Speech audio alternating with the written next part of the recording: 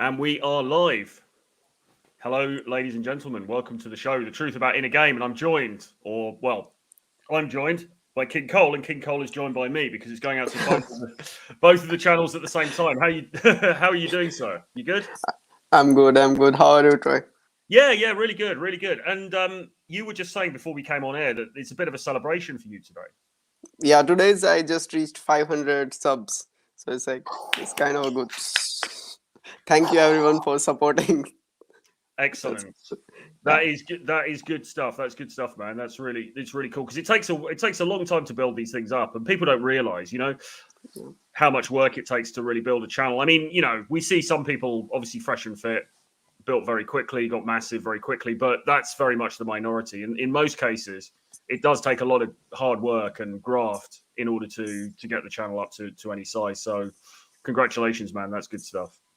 Thank you, man. And you've been because I know since last year when we met, you've been very consistent with the content as well. You're putting out stuff all the time. You're putting out stuff on your Instagram as well. I'm putting the links for that below in the description, by the way. So yeah, man, it's good stuff. It's good to see. Thank you, man. Thank you, Troy. Yeah. And for my audience, when people are watching it, Troy, can you just give an intro, bro? Just for a little bit. Intro. Yeah. No, we should do. Sorry. So I am Troy Francis. I am a dating coach, for want of a better word, and a writer, an observer of the dating scene, if you like. I have been for many years.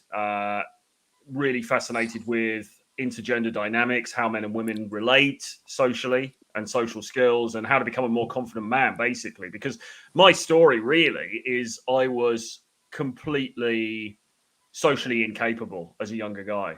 Never had girlfriends, didn't really have many friends, found it really hard to relate to people. And I managed to pull myself out of that, basically. And that's really all I'm passing on to other people. It's like, okay, you can get better socially with women, but just in life generally. You can get better. You don't have to stay in that same dark place. And that's really where I'm coming in. And did you want to just do the same thing for the guys on my channel, just in case? I'm King Cole. On internet, people know me as King Cole. So I met James and Troy in St. Petersburg around 8 months back, and we had a great time. We had I learned so many things, so it's amazing. And I've been in game for this game thing in 6 years, and let's see how it goes. That's it, basically. Good stuff. And obviously, talking about James Tusk there. So when James Tusk and I were in Russia last summer, which seems like a lifetime ago now, because obviously, world events are sort of proceeded a little bit since then. But we were there last year, and we had a really great time. I was probably in Russia for about 2 months last year, and we were traveling around to different places. Obviously, met you. We were in Moscow, we were St. Petersburg, but also Ekaterinburg and Kazan and some other places. And it was a really great time. And I'm glad actually that we did that at that point, because obviously now things are, perhaps getting a little bit more difficult. Although, I know there's different schools of thought around that. But I mean, how are things for you over there at the moment? Is it all good? Yeah, I'm in Russia right now, and it is, it's okay. It's the prices of things are going up, but other than that, everything is okay. There's not too much. I mean, the key. I mean, there's obviously some of the sanctions mean that for foreign visit, if anyone was going to be a foreign visitor, then it's going to be hard in terms of credit cards, debit cards working, and things like that. But I guess if you're living in the country and you've got cards there, you've got your own access bank account and stuff like that, it's probably okay, right? Except for the fact of the prices. So yeah, but anyway, we're not here to obviously dwell on that really.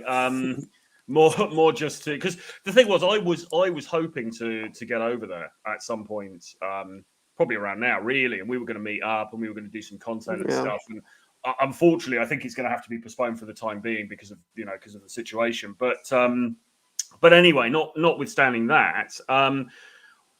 What are you doing at the moment in terms of dating? You out and about? Are you meeting new people, or how's it going for you on that score? I'm consistently out. Yesterday I went to another city to go this beast mode kind of way. So just approaching all day and stuff, and it was amazing. Nice. Yeah, it was amazing. It's a different city, right? It's a nearby, like 100 kilometers Oh, only. okay. Smaller, obviously smaller, presumably. Yeah, it's a small city, not like Moscow or St. Petersburg. Yeah, but you had a good time down there, did you?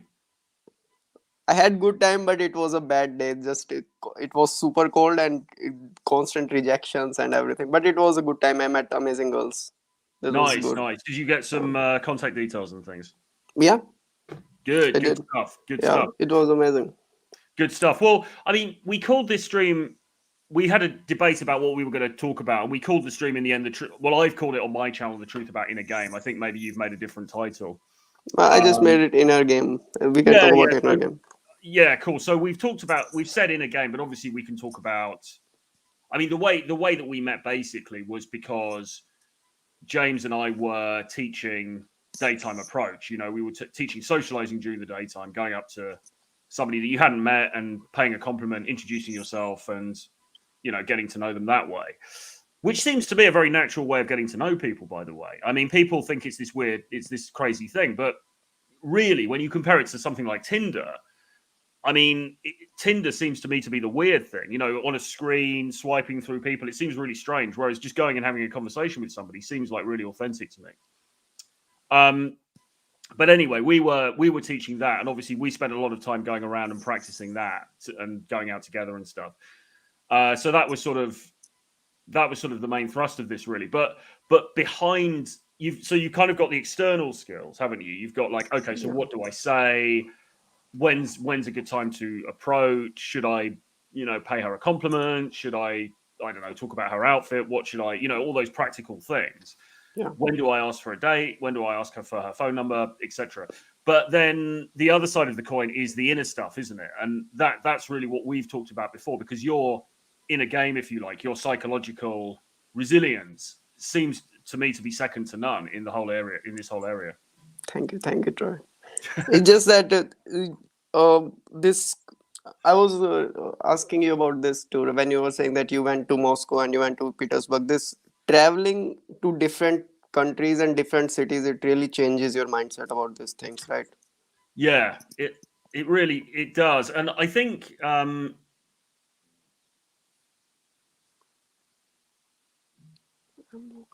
it really does uh, help you. Sorry, I don't know if I'm going off there.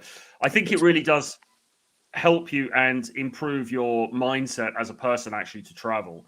And I'm saying that being slightly not hypocritical, but I haven't been traveling as much recently. I'm still in London. I'm doing some work. I've got some things to do here, and obviously James Tusk and the guys are traveling constantly. But nevertheless, I do agree with him. I think that the more you travel, the more rounded you become as a person, and it just has this exponential effect in terms of the interactions that you have, because you've just got more experience, you've met different people, and you realize as well, the dating marketplace, it's not this like monolithic thing that's the same everywhere, and every single woman you meet is going to have exactly the same expectations. It is different, and it's different in different geographical locations, but you have to see that to really break out of your mindset.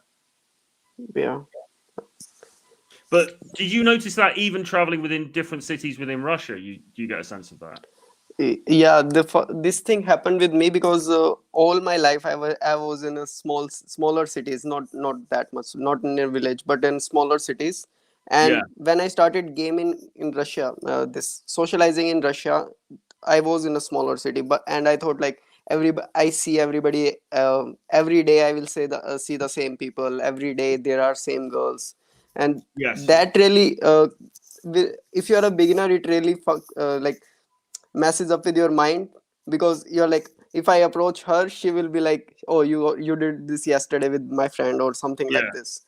So yeah, if you travel to different cities, even if it's a smaller city, you are just there for 2 days at max, 2 3 days, and you, even if you approach half like if you talk to many people, um, it will not ruin your reputation, even just yes, in your mind. yeah. Yes. But do you find that the different atmospheres you get in the different cities affects you in a positive way? In the starting, it will affect kind of negative way because it's everything is just new. Yeah, But when you keep doing it and when you stay, and it will really help. like in a positive way. Yeah, because what we found when we went from, say, St. Petersburg, and then we went over to, I think it was Kazan that we went to next, actually, and Kazan had a very different atmosphere, and just the fact of going to a different location. I mean, I wouldn't say Kazan was, it wasn't particularly great as far as the socializing was concerned, partly because of the time of year that we were there and stuff, but no, just the very fact of being somewhere different, you get that kind of fresh injection, don't you? And the people are slightly different, and there's just this slightly different feel. And I'll tell you what it's a bit like. Actually, it's a bit like I'm listening to a book at the moment about training, about physical training, and it's written by the guy who trained Daniel Craig to play James Bond, as well as lots of other film stars. So he does like physical, fitness training for these guys. And the point that he makes is that with exercise, it's really good to mix it up. It's good to do different things because, like, if you're really used to, if you go for a 30-minute run every day, then your body's going to get very used to that. And it's going to have less effect as you go on. But if say the next day you go for a cycle ride, and then the day after you go swimming, or you break it up, you try different things, it's going to force your body to react in different ways. And I think it's similar with with socializing.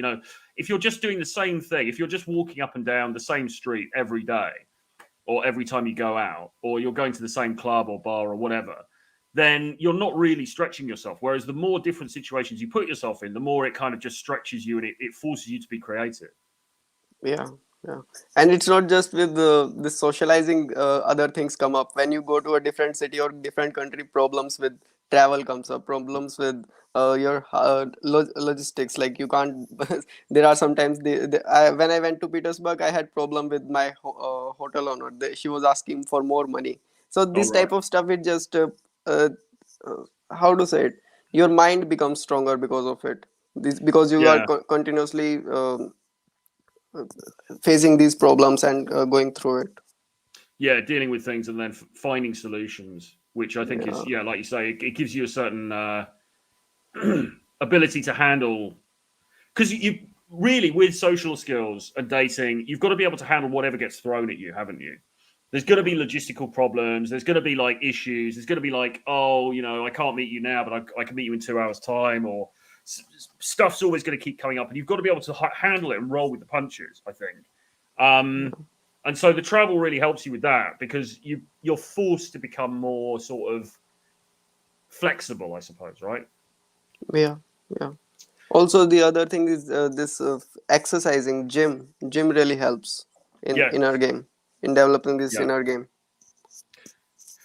yeah. So, what's your exercise routine like at the moment? Are you going to the gym frequently, or what are you sort of doing at the moment? Mine is like 4 days a week. Yeah, Yeah, I do. First, I do chest, then back, then legs, and the fourth one I just do everything. yeah. Okay, okay. Nice, nice.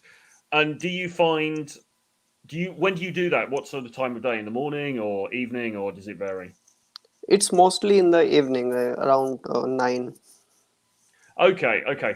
Because what I found is sometimes if you do a session, if you do like a gym session before you go out, it can sometimes give you that kind of boost. It can give you that kind of like extra oomph because you're Yeah, driving the testosterone, you're driving the chemicals in your body.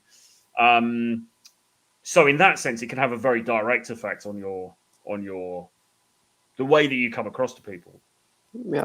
I did this funny thing, right? Whenever I had chest day, I went after chest day because you get pump and you look in the Yeah, mirror and it looks really good. I'm like, okay, let's go out. Let's show this thing to other people. Let's yeah, meet them. exactly, exactly. Is it term time at the moment? Say again. Is it term time at the moment? Are Uh, you for your university? Are you? yeah, yeah, it is. It is. Yeah. I'll be finishing in like 2 months. I'll be finishing and then I'll be gone from Russia for at least 1 year. Then you go to India. Yeah, Wow. God, blimey. So, and whereabouts in India are you going to be? near Delhi. It will be near capital. Nice. Okay. Well, that's going to be the boot camp for 2023, isn't it? Of course, you should come. You should come, Troy. No, definitely. I'd like to. I really like to. So, in the meantime, anybody who's watching, and thanks everybody who's watching live. If you're watching this on the replay, welcome as well. Thank you for tuning in. Anybody who's got any questions that you want to ask about in a game or dating in general or whatever, really, put them into the chat, and we will deal with them as we go through the show. But there is a couple of questions here. So I feel half naked, which is a good name, says, how do you keep momentum talking to people? Sometimes I feel if I go over 2 hours on a date, so he's talking about dates here, my momentum starts to slow down. I'll get easily reactive to shit tests. Thoughts? So he's talking here, I suppose, specifically about dates, but I guess you could apply this to, the momentum to keep talking to people anyway. I mean, we were out for sometimes like whole days. I mean, you were talking to people for like 16 hours or something. I mean, like, how do you keep the momentum going? Well, for me, it's just like the thrill of it, basically, and thrill and love for the game. That there are so many amazing girls. I'm so amazing that if I don't show this to other people, I can't. I'm doing disservice to God or something. This guy Stinky Cheese saying, you look shattered, mate. Have you been sniffing lines, or are you just a harder worker? Well, I haven't been sniffing lines. It's probably because the fucking. It's probably because I can't. Look, if I do this with the saturation. You got red. Do I look better? Do I look better now? It's probably because the colours are all fucked up on here, to be honest. But no, I definitely haven't been snorting lines because I don't do anything like that. If you want that, you have to go over to certain other day game channels that you might be aware of. So it's probably just something a bit knackered, but I think it's actually to do with the lighting and stuff. I did this video a while back, which was meant to be this really serious video, and I was like talking to camera, and people were trolling me, going, "Oh, you look like he looks like crap, everything," and it was actually just because the lighting was really, really fucking bad. And I'd actually re-recorded it, and then I put it, and then the re-record didn't really work, so I just put out the original one. So I'm like, so what, right? But yeah, lighting really does affect these things quite a lot, I think. What else? And we don't, unfortunately, I don't yet have a kind of fresh and fit style studio here. It's not quite, 17 cameras and like lighting rig and all that kind of thing. I'm still too red, aren't I? Oh, you're all right. You should put 10 girls here, like sitting on your lap or something. Yeah. But we will get there. I'm sure. I think for me, the thing about motivation, though, I mean, like if you're talking about on a date, I think the thing about a date is that I think the thing is that on a date is that you're presumably there because you want to move things forward, with the girl. And so for me, I think I'm pretty good on dates, actually. I think probably in some ways, I'm probably better on dates than I am on the initial approach in a way, because once you're through to the date, then it's kind of like she obviously likes you to some extent. I mean, it's not to say that something's definitely going to happen or whatever, but she likes you enough to be prepared to spend an evening with you or a couple of hours with you or whatever. So you're on a slightly easier ground in a way. It's more yours to lose than anything. And then I think for me, what takes over is the desire to get to know this person, the desire to move things forward. And so I don't really have the problem on the date of sort of getting tired and running out of things to say, because if anything, the intensity of the date should be building as through the 2 hours that you're together. Because either you guys you're gonna say, okay, why don't we go back and go to my place, we're going to watch a video or something. Well, not video. I mean, it's not 1995, but you know what I'm saying? We'll go back, we're going to watch some Netflix, whatever it is. Or, you're going to say, okay, right, let's leave it tonight. We'll meet up again next week. But you're trying to build to a conclusion either way. So I don't personally have the problem of losing inspiration during a date. Do you, Cole? On date, no. If I lose interest, I'll just leave. I don't need to. You said it when you were on with James on. It was a live stream, I guess. You were saying that why would you spend even a second of your life with someone you don't like, or you are not interested in, or it's not providing you any happiness? Well, yes. I mean, if you're, yeah, exactly, exactly. I mean, if you're on the date with her, and look, I mean, let's be honest. You probably want to sleep with her, right? So it's either moving towards that, in which case that should be quite exciting and that should spur you on, or if it's not, if she's just being very, it's just not gelling, there's no chemistry, it's just a bit boring, then you've got to cut your losses and leave, right? Yeah.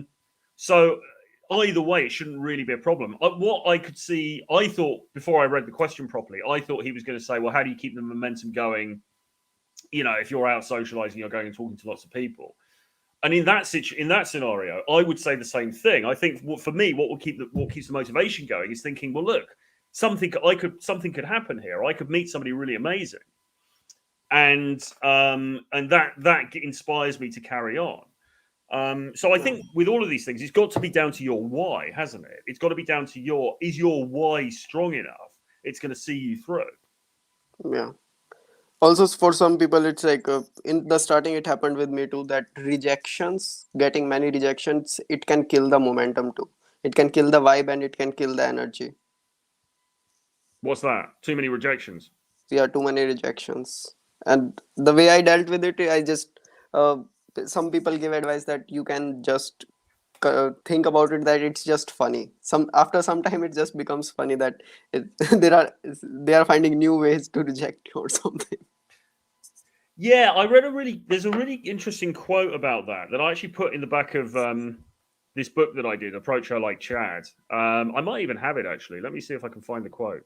But it basically said something like that. It basically said, no, maybe I'm not going to be able to pull this up, but it basically was something like that. It said after about 50 rejections, it stops being an issue and you start thinking, what's the funniest way that I can get rejected now. And I think that there's a lot of value in that. Really, I think just not taking yourself or the whole situation too seriously is because, and again, broadening it out a little bit from just dating. In any sort of social situation, if you're in a networking situation, you're not going to get on with everybody. You may get kind of the brush off from a group that you approach or something like that. Not every social interaction you ever have is going to be amazing. There are going to be people who don't like you, who you don't gel with, whatever, and that's fair enough. But if you take all of that stuff personally, you're not going to get very far in life, right? You've got to be ready to just roll with the punches and just take it as, it is what it is, right? You've got to see the humor in it, I think. Yeah. And it's just why would you take anything seriously now? Because the world, it's our life is so short, right? This Yeah. as James says so many times, that it is just short. You don't even know how short your life is. Just watch any video about universe or something, then you will realize how short your life is. Yeah, yeah, exactly. And in terms of being reactive to shit tests, so what he's talking about there is if she says something. Have you got an example of a shit test? If she says something to you that's sort of intended to test you to see how you react to it, like if she says something like, "Oh, well, that's not a very manly thing to say," or something like that, and then if you then say, "Oh, you're probably right. It's not very manly. I'm sorry," then you failed the test. Whereas if you just laugh it off, then Yeah. you passed the test. It's that kind of thing. I think you've just got to get into the mindset of taking everything that she says as a bit of a joke. Really, I Yeah. mean, I'm not saying disrespect her, but or whatever. But it's more like anything that she says to you, don't take anything on board too seriously. There's this concept that people used to talk about called amused mastery, which is basically whatever gets thrown at you, you're just kind of like, yeah, yeah, you're amused, but you're still in control. And if you Yeah. go in with that attitude, then you can't really fail a test because regardless of what she says, even if she says, "Well, you're Yeah. a bit of a douchebag, aren't you?" You're just like, "Yeah, okay." Yeah. What else have you got? And if you go in with that kind of attitude, you're not really going to fail, I don't think.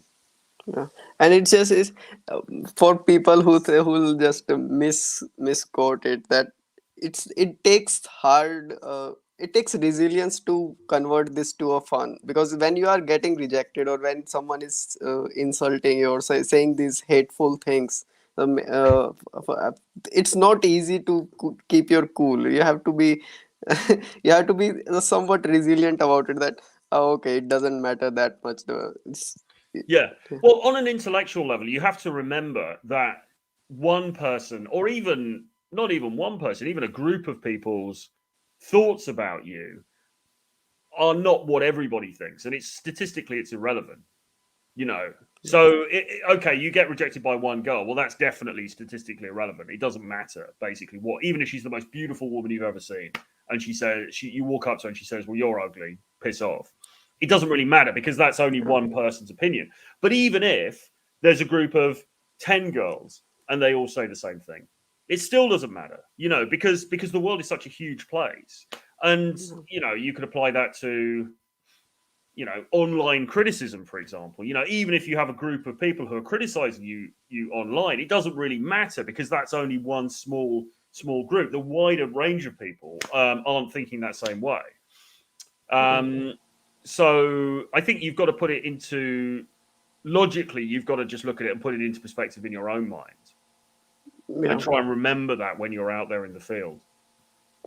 And this will help in this controlling your emotions too. When you think about things logically and in a statistic way of things, it will be really easy to not be emotionally reactive to this.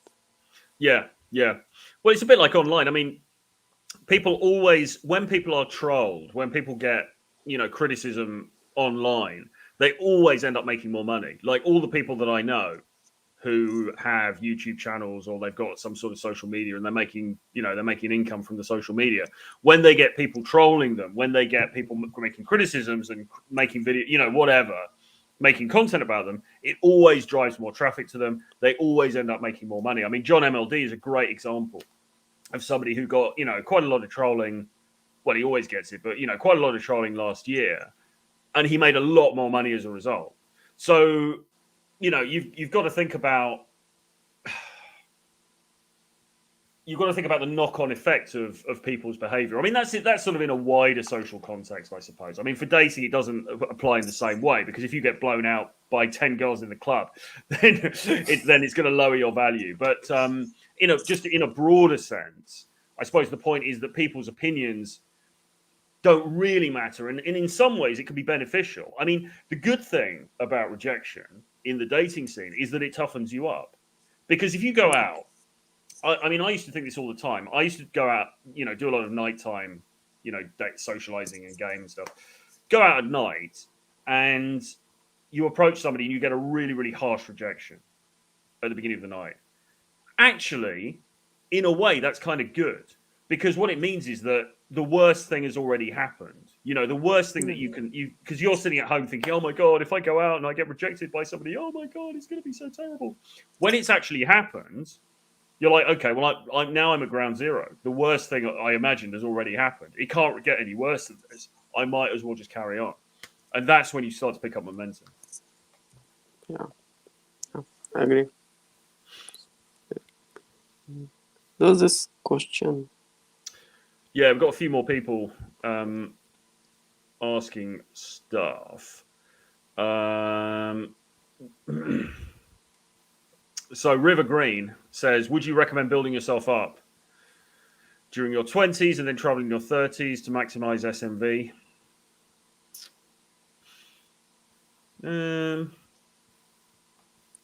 That's a good question, Troy.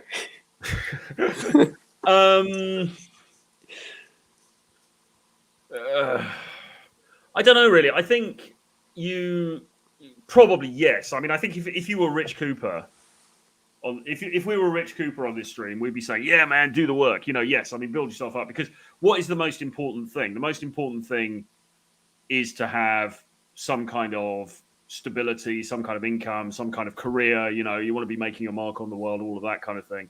So I wouldn't say necessarily that it's a great idea as soon as you're in your 20s just to go, all right, sod it, I'm gonna backpack around Thailand and just not do anything in the direction of building yourself up as a man. That seems to me to be a bad idea.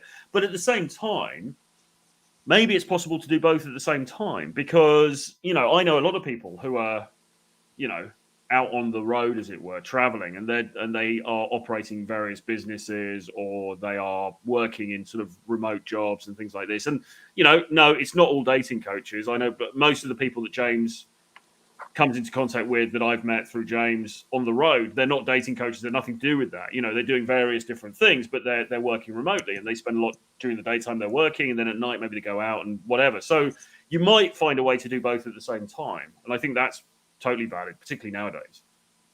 Yeah. On my channel, when I had Les on, it was about 2 weeks ago. Les came on my channel. We did a live stream, and there was this guy. He commented that when next time Les, Troy, or James comes, please ask them how to deal with this lifestyle. Like when you promote this lifestyle of just traveling and uh, having lots of fun, how to make money, and how to just, is it sustainable, or it's just you have to go back to one city, your home, again and again? Well, I mean, I think there's different ways of doing it, really. I mean, the truth of the matter is that I'm like, I haven't been traveling as much as James. I'm in London at the moment, and before last year, I wasn't really traveling. For a couple of years at least, I wasn't really traveling that much at all. So I'm not quite the same as Tusk. My message isn't just go out and travel for the rest of your life kind of thing, because that's not what I've been doing. But it's certainly, I was traveling a lot more last year, and I would hope to be traveling more this year as well. So I think there's different ways of doing it. I mean, you can have a home base and you can just go on big trips, which has kind of been a little bit more what I've been doing. Like last year, got an apartment in London. I've also got my place in Berlin as well, by the way. But I was traveling for a lot of the year, and but then coming back to those places. So you can do that. The other thing you can do is effectively burn your boats. And just say, right, sod it. I'm going to be effectively homeless, but I'm going to be traveling around. I mean, I think you still need somewhere to go back to. I think people often will go back to their family home, or whatever, or maybe you've got a small apartment somewhere. But in terms of, I mean, the main thing really is to get a job, or to get some source of income where you can sustain yourself. And really, in theory, in 2022, there's no reason why you couldn't be on the move pretty much all the time if you wanted to be. Making money remotely. But I think in practice, a lot of people do end up staying in a particular city for periods of time, especially if you want to really work on something. I think you need a bit of stability. Just jetting off every 3 days to a different city is not really sustainable. But you could stay in a place for like a month or a couple of months, do some work, go on somewhere else. That's absolutely fine. Yeah. So that was a very long-winded way of going about it, but I was planning to do the same. After this, I will go to India, and there will be like a 6 months working and 6 months just traveling around. That's what I'm thinking. Yeah, I think I would personally, for myself, I would say it seems like the healthier way of doing it probably is to travel a bit and then have a little bit of stability somewhere and then travel again. It doesn't have to be that you're literally living out of a suitcase for the rest of your life. I think the key thing really, like Tusk, is effectively traveling all the time. I mean, he does come back to London. He does stay with family for periods of time. He has got a property in London and stuff. So he's sorted in that regard, but he is kind of traveling the whole time. My model has been a little bit more like I'm traveling some of the time, and then I come back and I get a bit of normality for a while, and then I go off again. So I think you can do it. And I might revert to Tusk's way, but I haven't yet. So, I think there's just different ways of approaching it. Yeah, that's cool. Also, your recent, I saw your recent videos on the stability. No, I won't say it's a like stability thing. So most people don't talk about this one girl or this relationship thing that much in our community. What do you think about this? Like, do you need? Do people need someone, just one girl or something, so for this stability, for the peace of mind or something?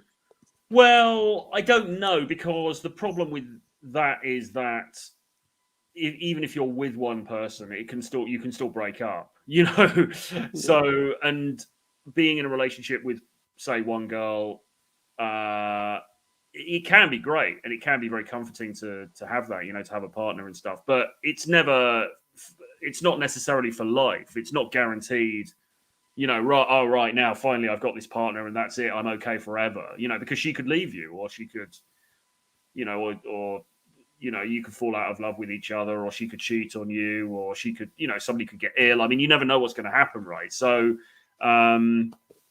so I'm not saying so therefore just go around and shag as many people as you can, because, but at the same time, you've got to recognize, I think sometimes people make the mistake of thinking, well, there's the Playboy lifestyle where you're traveling around the whole time, charging around, meeting different girls and whatever. And then but what you should really be doing is meeting that special person, settling down, and then you'll be safe. And I don't think that that's true, because I think that it's a false security. So, particularly now when you look at the divorce rates and everything, it's, so I think it's down to everybody to decide what they feel is the best for their lifestyle at that point.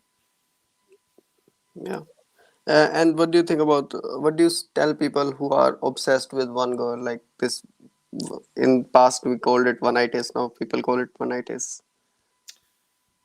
Well, I think it depends really. I mean, if it's a girl that you're actually with, you're in a relationship with her and you really like her, then I think it's up to the individual what they want to do, really, because who are we to say, sometimes I've had guys email sometimes and they sort of say, well, I'm with this girl and she's really great and everything, but, I'm thinking, I've been watching, your videos and I'm thinking, oh, but should I be traveling around and sleeping with different girls? And I'm like, well, I mean, I can't say that, because that's got to be your decision. I mean, if you've met somebody, you think she's really great, you guys really get on, maybe you want to have a family at some point, maybe you're better off sticking with her. I mean, I don't think the grass is always greener on the other side. But having said that, but then if you've got a Oneitis, but it's somebody that you're not really with her, but you're just obsessed with her and you're trying to get with her, I think that is a very, very bad situation, definitely. What's your thoughts on it? It's just that there were times that I was obsessed with one girl. Now it happens after breakup, really often, that you break up with one girl and you are just going out again to talk to other people, and you're like, that my previous one was so amazing. I will never Yeah. find out with that, like that one. And you're like, you almost texted her sometimes, and maybe I did it sometimes. So it's just uh, so it happens after breakup, and you have to just leave it, just dump it. Don't think about it. Yeah, well, I mean, I think everybody gets that, though. I mean, I was the same as well. I mean, particularly last year, actually, a lot of last year, I was still very thinking about my ex and everything, and maybe it's eased a bit. I mean, things ease a little bit in time, but I think that that's natural. I don't think you can get away from that necessarily, and it's sort of like, well, unless you make the decision, right, I'm just going to be super cold, I'm going to be stone cold player, I'm never going to allow myself to fall into a relationship with anybody. It's just going to be very, on to the next one. But that seems to be a little bit mechanical as well. It seems to be a little bit like not take, because there is also great joy to be had in spending a bit more time with somebody and being, I don't think there's an easy answer to any of this stuff, really, unfortunately. I mean, again, somebody messaged me the other day and he was saying he was in a relationship with somebody for years. And he was saying, I'm going out now, I've met some other girls and stuff, but I still think about, my ex. And he was saying, well, is it Oneitis? And I just said, well, you were with her for a long time. I mean, it's natural, right? I mean, what can you do? All you can do is think, okay, I'm just going to make a decision. I'm going to try and carry on, and I'm just going to try and move forward from this. But, it's tough. It's tricky. Yeah. So what to do, Troy? Maybe what's the solution? Get married. Get married. Do this. I don't know. I like I said, I think really this is a cop out, but I think it's got to come down to the individual and the time of your life as well. Maybe. Yeah.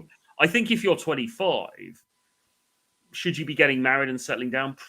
probably not really. I would say probably you want to be leaving it until at least into your 30s. But if you're 45, you know, and you've met somebody who's a nice girl, who's a nice woman, and you like her and you get on, you know, at some point you've got to think, well, you know, I could go to Colombia and I could, you know, meet some, you know, but at some point maybe I want something different. Maybe I want some stability. So I think it depends a lot on your personal circumstances, where you are in your life, what you're looking for. The other big thing, of course, is do you want children or not? If you want to have a family, that's another big consideration. Yeah. Do you understand? Do you see what I mean, though? I mean, is that? Yeah. I feel like I'm trying to get out of the question, but I do think that it's one of those things that there's not like one answer.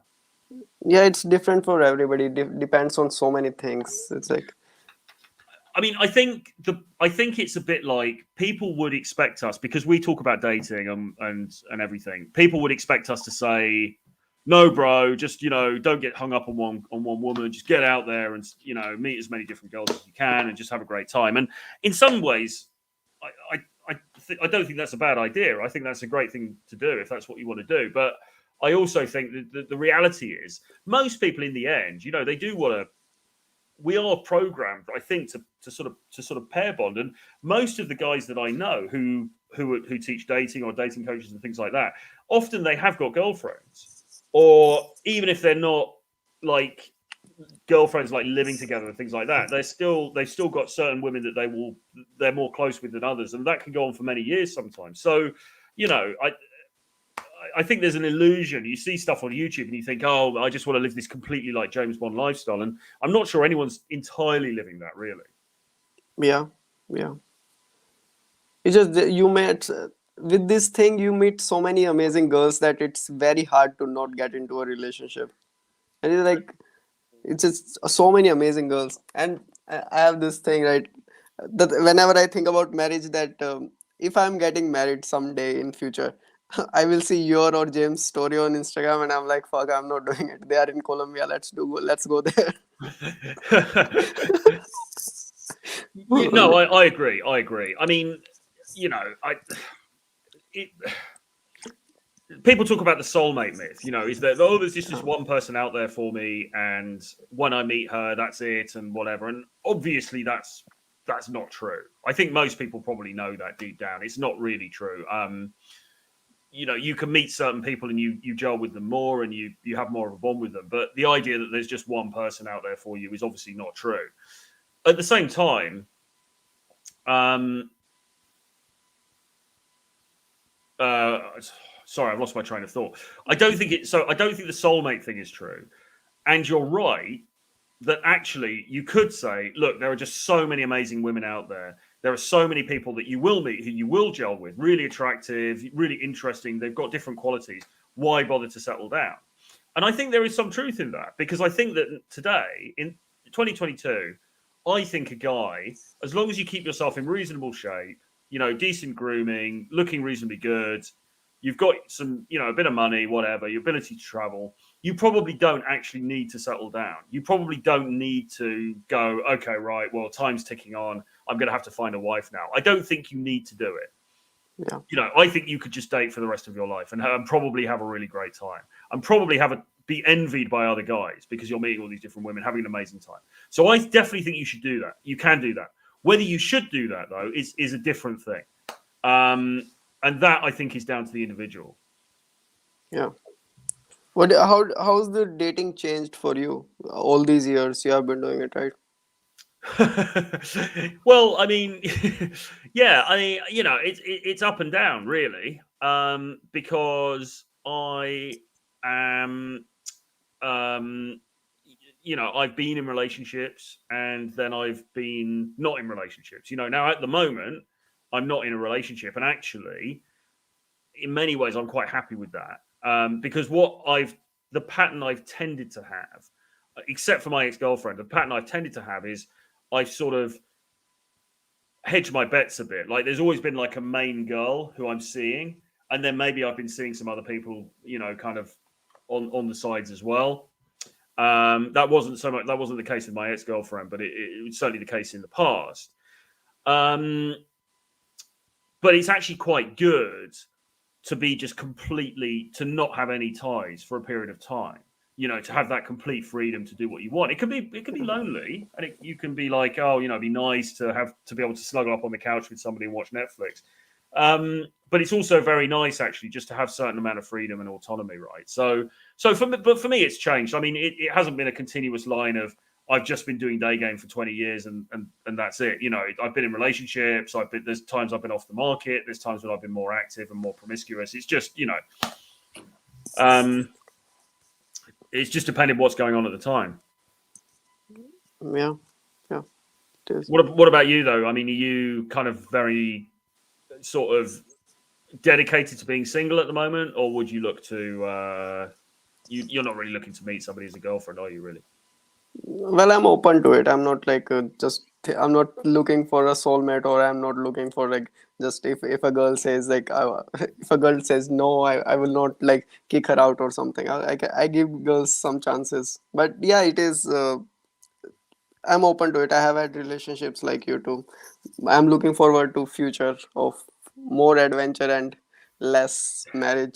The problem is, the problem is that both of them are good. Like relationships can be really, really good, but also traveling and meeting, new random people and having fun experiences with them, that can be really good as well. Both of them are good in their own way, and I think that actually most guys, and maybe women as well, but I think certainly most guys kind of want a bit of both.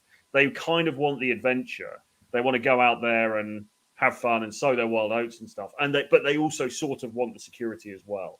And I think that's the real big problem. It's that divide that we all have, and how do you satisfy that? And I haven't yet really found a very good answer to that.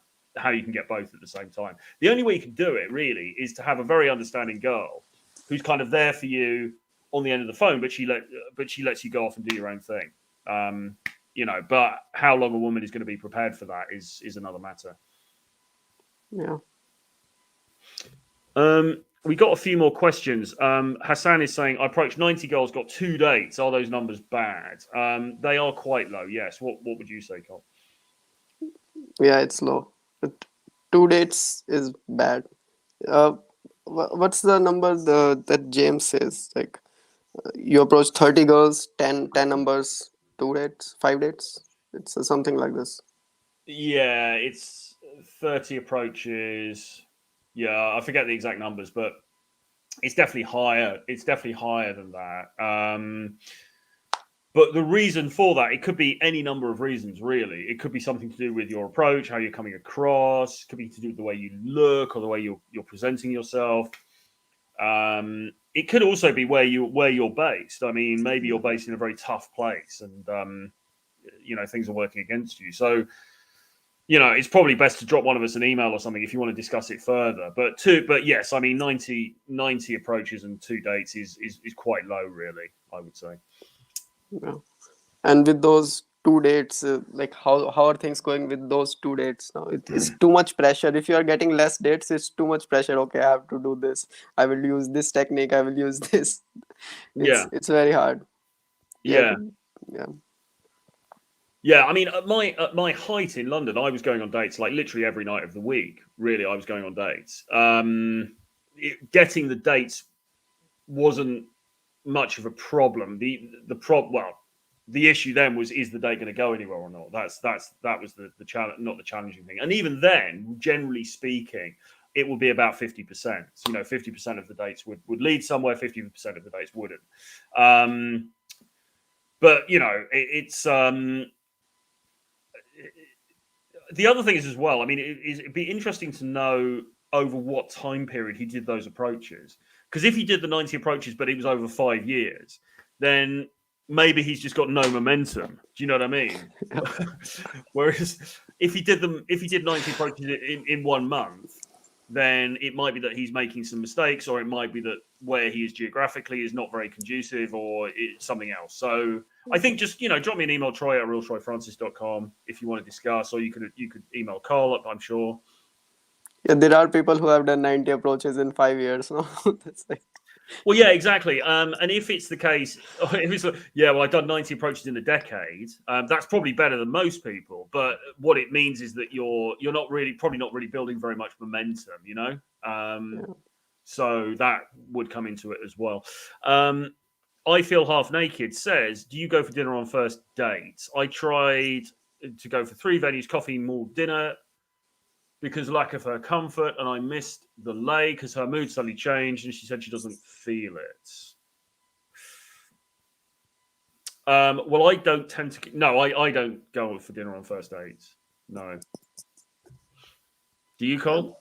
No, I just try for drinks, or if she doesn't agree, then coffee. Just two opinions. But he's trying to go for 3 venues on the same date, like dinner, then coffee, then dinner, I guess. No, I don't know. Oh, I'm not coffee quite. more than dinner. I don't totally understand how he's written it. To be honest, does he mean that he tried to do 3 on the same date, or I'm not really sure. Well, anyway, I would say no. You don't. I don't know why he's saying her mood suddenly changed. Yeah, I'm not clear whether he means on the same night he tried to go for coffee. If it's on the same night, then she will be her. You are investing too much, and it's just you're like those people who want to throw money at girls, that type of stuff. Yeah, you want to go for you just want to go for a couple of drinks really and get to know one another. And if you can't go for a couple of drinks, go for coffee in the daytime, or go and smoke shisha. That's another good one. I quite like a bit of the old shisha. I saw somebody trolling us, Cole, though, when we did that video about when we went for that date. You know, when we filmed that live stream, we went to that restaurant with those 2 girls, or cafe or whatever it was, and somebody was like, "Oh, do you reckon they went for? Do you reckon they bought them dinner?" No, we didn't buy them dinner because I would never buy girls dinner on a thing like that. And actually, what happened was that we sat in there for about 20 minutes and then we fucked off because they weren't actually that nice.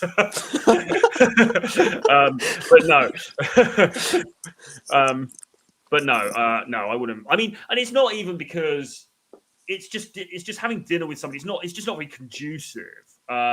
It's too formal. You've got the waiter coming up and you're eating in front of somebody. It's not very conducive to a romantic atmosphere.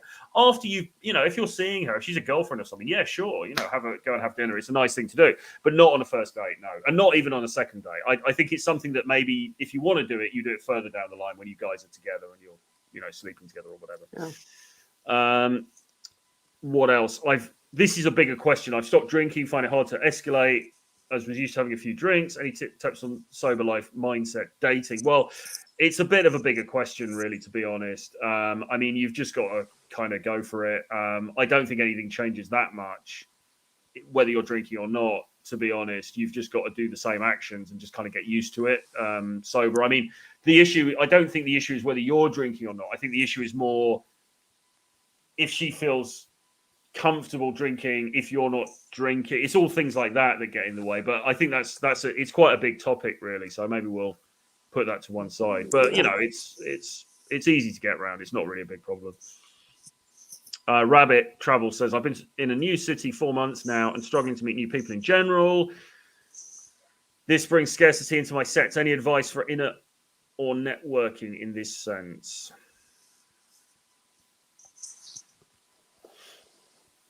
Well, I mean, 4 months, it does take a while sometimes to get used to a new city. When I moved back to London, it took me a while. It took me more than 4 months, I think, to feel really comfortable in the environment. So it does take a while to get to know people. So you've got to give yourself time.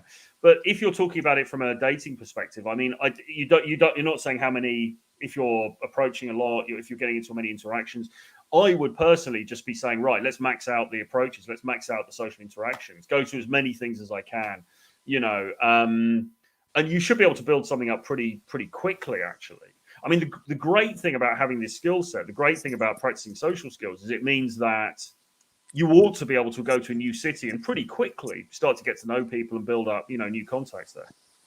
Yeah, and Tom has this concept, right? When you move to a new city, there is this concept called number farming. Yes.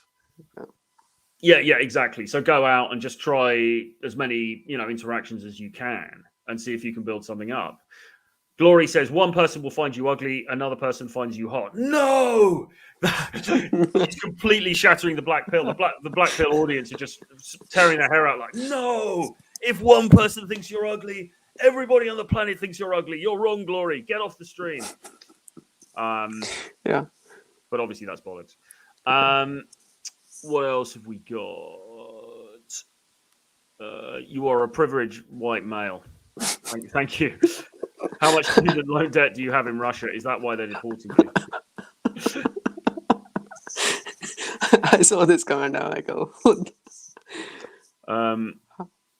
how do I get comfortable talking to attractive girls? It's just you just got to practice. I think that's Yeah. that's kind of it, isn't it? Really.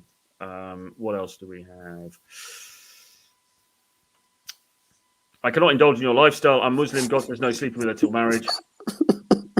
Well, even if, I mean, obviously, he's trolling. But even if he wasn't, I don't really see, because again, I mean, what lifestyle are we talking about? Like we've just said, we've spent the first like half hour of the stream really talking about, should you be in a relationship or not? And well, certainly what I've kind of said is it's down to the individual. I mean, it might be. We get people who come to train with us and they don't want to live some crazy playboy lifestyle. They want to just meet a nice girl and kind of have a girlfriend. And that's absolutely fine. There's no problem with that. Everybody should do what they want to do. But in order to find your perfect, vaginal woman that you're going to get married to for the rest of you, and never look at anybody else, you're still going to have to meet her. So I would say having the social skills, because the way that I've met a girl and I've ended up maybe having a one-night stand versus the way that I've met girls who went on to become my girlfriend, it's exactly the same. The same skills, it's no different. All right, this is one that you could probably answer. How much per month for one person to live in a Russian city? I guess it depends which Russian city, but it depends which Russian city, and it depends on how much are you willing to spend. Because you can live like King Cole, but yeah, but it's not that sustainable. So I'll probably say if you want to just live like normal, it's like maybe $300 or around $200, 200, 300. dollars. Yeah, in dollars, most people who are watching it will be in dollars, right?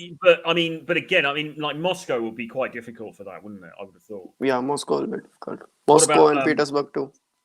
Yeah, I mean, how much in those places? Maybe you could do something. I mean, would you be looking more at 1,000 for the lower end, or yeah, 1,000. Maybe a bit less. I mean, maybe St. Petersburg you could do 800 or something. I don't know. Maybe. The most expensive thing will be where you are staying. Like if you are staying in center, then it will be more. Then you have to pay for this your apartment, and then you have to see what you are. If you are eating out or every day like this, if you are going on these dinner dates, then it will be. Yeah. You can do 1,000 in one day. So if you're ready, you will feel ready for commitment or marriage. Okay. Troy needs to get himself a trophy wife like Trump. 30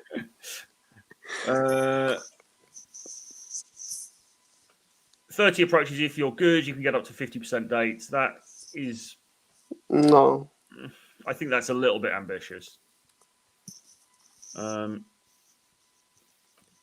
I've done less than 90 in 5 years. Yeah, well, I mean, fine. But in order to break the back of this, in order to sort of get good at this, it's like anything. I mean, the more that you do, the easier it gets. But the other thing as well, and I mean, Cole, you must be able to speak to this, right? There's this magic thing of momentum, isn't there? Which is, if you go out every 2 weeks and you go and talk to one girl, you're probably going to be a bit nervous and rusty, and it's going to be a bit awkward, whatever. If you smash it and you're talking to people the whole time, you get exponentially better, don't you? Yeah, and it's like these bad people think like when you do this many approaches or when you talk to this many people, you will just remember rejections, and most of the time, after some time, you will only remember positive experiences, because that will be the standout thing. Like you went on a date, like in 2 days you went on 3 dates, 4 dates. That will be the positive experience. You won't remember those uh, 10 or 20 girls that rejected you that said no. And Yeah. it's rejection is not that bad. Rejection is just say she's not interested. Maybe she's in a bad mood. Maybe she has someone died in her family. That's what I think. Well, I mean, in general, what does a rejection look like? Generally speaking, they'll say something like, "Oh, I've got a boyfriend," or they'll say, "Oh, yeah, thank you, but I've got to go now because I've got to, whatever." And it's very, very gentle. I mean, again, you see these people. I saw a video somebody had posted online on one of these channels where these sort of trollish kind of channels, and it was some woman going absolutely nuts, going, "Oh my god, get away from me, get away from me," And underneath all the comments are like, "Yeah, you see, like, this is what happens when you approach if you're a sub-5 and stuff." The truth of the matter is, though, that sort of reaction is incredibly rare. Incredibly rare.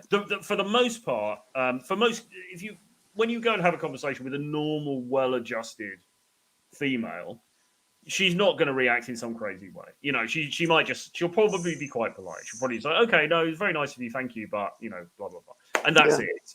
So I mean, yes, of course, outlier things can happen. There are some crazy people around. She might pull a gun out of her bag. I mean, anything could happen, right? But it's extremely unlikely. Yeah, and these things happen. These crazy rejections, they happen in night game mostly. It happened with me, right? There was a group of older women, say, Yeah.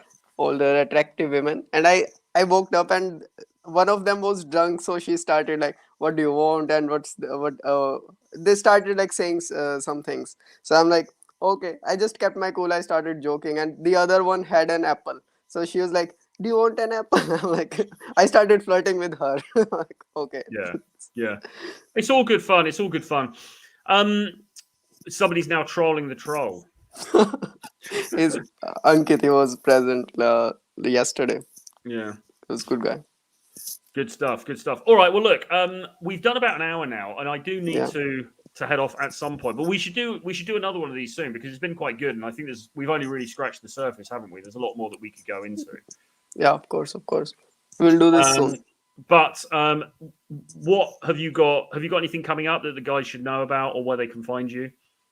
Just go on YouTube. I have a vlog coming up, and I will be comparing different people in our community, and more live stream interviews with Troy, and maybe Les will come. He's in Colombia right now, so when he will come back, he will do him. So Good just stuff. subscribe to the King Cole YouTube. Good stuff. Good stuff. Yeah, definitely subscribe to Cole's YouTube channel because he's a good guy and he's got some great content over there. And as far as I'm concerned, just obviously subscribe to my channel if you're not subscribed already. Yeah. My course CAD Academy we're relaunching CAD Academy, which is coming out on the sign up start on the 25th of this month. But the course has been completely redesigned, so it's going to be a course that takes you from A to Z, whole process. How to get good at this stuff, the most comprehensive course out there on the market. Everything from in a game to what to say so you don't run out of things to say, fashion, how to dress, grooming, fitness, everything basically within that one course, taking you from A to Z. So link below, sign up, get on the email list so that you are first in the queue for that. And we'll leave it there, but we'll see you guys again very soon. Yeah. Thank you, Troy. Thanks for coming, bro. Thank you, man. Bye-bye. Bye.